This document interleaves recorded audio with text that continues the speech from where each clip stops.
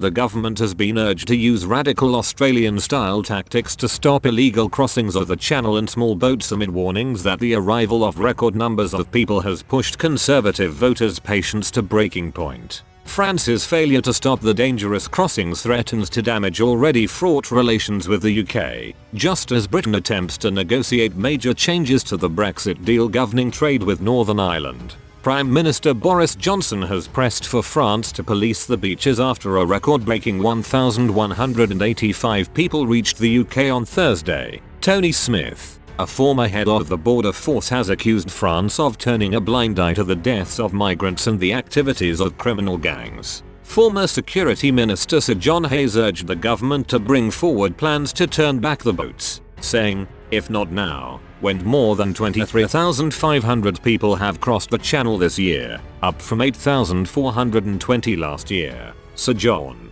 who leads the Common Sense group of MPs and has met with Immigration Minister Tom Pursglove, warned that the crossings make a nonsense of the claim that we've taken back control of our borders. He added, "The government really needs now to do what I know they've been planning for some time, which is to turn back the boats and to process all asylum applications offshore." In Australia, that had a dramatic effect on the number of people crossing, because the truth is that a combination of people traffickers, economic migrants, and irresponsible and greedy rights lawyers are gaming the asylum system.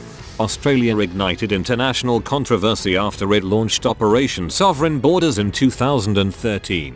The military towed boats back to Indonesia and people who did reach Australia were sent to offshore processing centres. Northwest Leicestershire Conservative MP Andrew Bridgen described the anger among Tory grassroots, adding that Home Secretary Priti Patel will be under huge pressure. He said, "It's a big issue in the constituency. The patience of the Conservative voter with the government to deal with this issue is reaching its elastic limit. This is something that the government has overpromised and shockingly underdelivered on.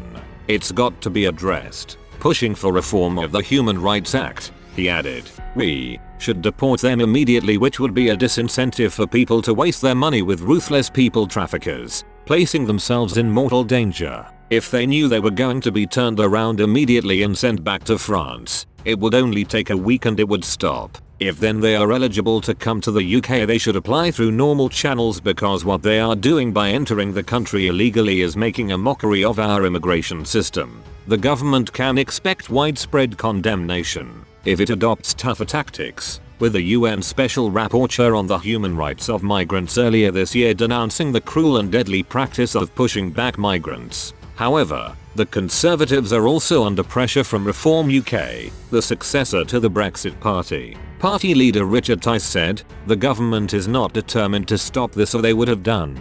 They have a big majority but no political will, nor appetite to take this on. If I was in charge, it would stop in a week. Pick the migrants up into border force boats and take them back to France. The French will whinge and moan, but there is nothing they can do to stop us. They are not going to shoot us, are they? The Home Office is simply incompetent and does not want to carry out the will of the politicians and public." But Enver Solomon, chief executive of the Refugee Council, stressed the dire situation facing people who have fled their home countries. He said, "Increasing numbers of people making terrifying journeys across the channel in freezing cold weather is a dreadful reminder of the lengths people are forced to take to be safe. These are people who face war, terror and persecution in their home countries and are doing whatever they possibly can to flee danger. The government must take action now. We urge them to increase safe routes for people to come to the UK, to join family members who have been recognized as refugees, to seek asylum alongside their loved ones, or to resettle from a country that is struggling to cope with the numbers of refugees it is supporting.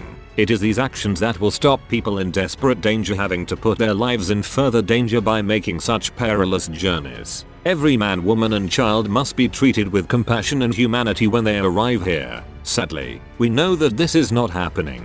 People spending their first night in the UK having endured a petrifying journey by sleeping on unclean floors and having to use unsanitary toilets is simply not good enough. We urge the government to address this urgently," a Home Office spokeswoman said. "The number of illegal migrants we have seen departing from France is unacceptable. The British public have had enough of seeing people die in the Channel while ruthless criminal gangs profit from their misery, and our new plan for immigration will fix the broken system which encourages migrants to make this lethal journey.